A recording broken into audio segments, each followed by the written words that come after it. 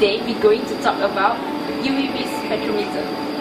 For your information, ultraviolet and visible spectrometers have been generally used for last 35 years, and over this period it has become the most important analytical instrument in the modern day laboratory.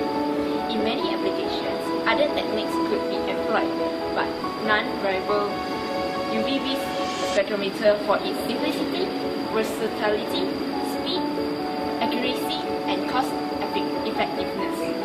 This description outlines the basic principles for those new to UV visible spectrometer. Do you guys want to know how it works? Let's go to the lab to meet our new demonstrator. Before entering the lab, remember, safety first.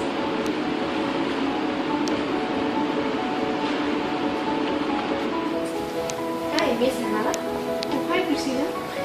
We are here today to hear the briefing about how to operate the UV-Vis spectrometer. Do you mind explaining? Yeah, sure. But before that, let me explain to you about the schematic diagram first before we take a look at the real spectrometer. Okay, Christina, this is basically the schematic of our UV-Vis spectrometry. You can see these are the main components. We have the source, we have the monochromator, we have the sample, and we have the detector.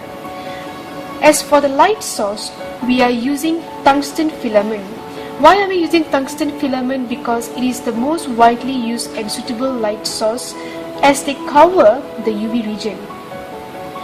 These tungsten filament lamps, they are rich in red radiations and they emit radiations of 375 nanometers. For the second part, the monochromator, it composed of prisms and also slits. Most of the spectrometers used are double beam spectrometer. The radiation emitted from the primary source is actually dispersed with the help of rotating prisms. The various wavelengths of the light source which are separated by the prism are then selected by the slits. Such the rotation of the prism will result in series of continuously increasing wavelength to pass through the slit for the recording purpose. Okay, what's next? Next, the beam will pass through our sample. Our sample is contained in a cuvette which is actually made from silica or quartz. Glass can also be used to make cuvettes as they also absorb light of UV region. Next, the light beam will go through our detector. Generally, two photocells serve the purpose of detector in UV spectrometry. One of the photocell will receive the beam from the sample and the second one will receive from the reference cell. But for this purpose of the video, I'm only showing you one sample and we don't have a reference here because we are using single beam. The intensity of the radiation from the reference is stronger than the beam of the sample cell.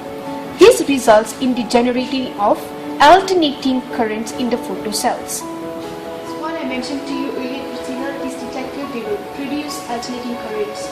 So how do we get a clear recordable signals is definitely the next step. We will use amplifier.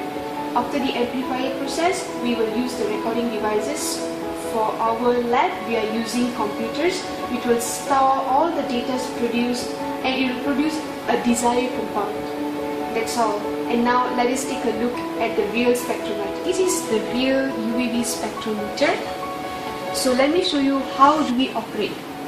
First, we have to switch on the main switch, the green button over here. Then you have to wait it for at least 60 seconds. And you will see yellow light producing at this part. This is the UV light source actually.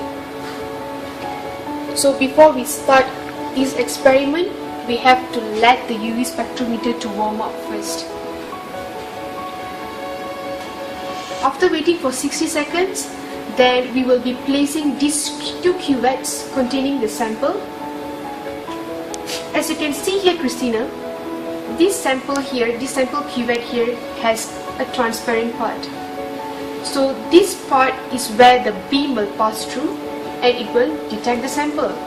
So when we are placing into the lid, we have to place the transparent part facing the beam.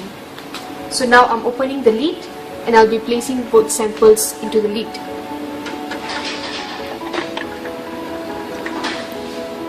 As you can see, I'm just placing the transparent part facing the beam. And make sure the transparent part is always clear without any finger marks, because it will definitely affect your results later. So we close the lid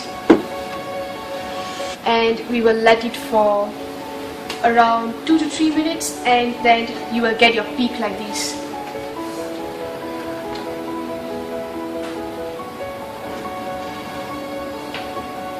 So this is basically your result. That's how it works. Thank you, Hemala, for the interesting explanation. You're welcome, Shini. Dear audience, I think the explanation was brief enough for your understanding. That's all for today. We will meet again in next episodes. Bye!